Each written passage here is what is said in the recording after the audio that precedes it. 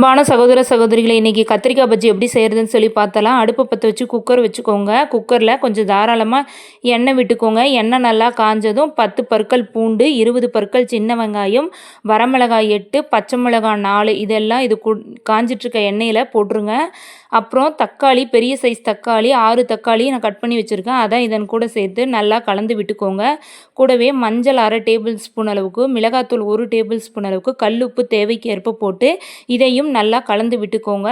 இதன் கூட நெல்லிக்காய் சைஸ் அளவு புளி எடுத்திருக்கேன் நான், அதையும் இது கூட ஆட் பண்ணிக்கோங்க.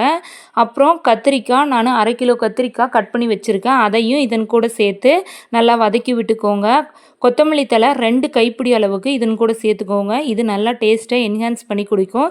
இதெல்லாம் ஒரு சேர நல்லா கலந்து விட்டுக்கோங்க. தண்ணி 2 கிளாஸ் அளவுக்கு ஊற்றி குக்கரை இப்போ மூடி போட்டு 5 விசில் விட்டுக்கலாம். குக்கர் விசில் அடங்கின பிறகு குக்கரை நம்ம திறந்து கரண்டி போட்டோ இல்லை மத்து போட்டோ இதை நல்லா கடைஞ்சி எடுத்துக்கலாம்.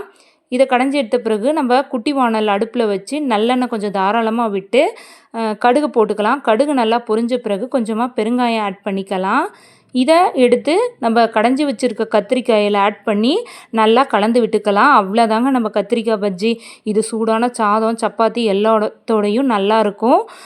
இது உங்களுக்கு பிடிச்சிருந்தா ஷேர் பண்ணுங்கள், சப்ஸ்கிரைப் பண்ணுங்கள், லைக் பண்ணுங்கள். நட்புடன் உங்கள் சகோதரி அபிராஜு.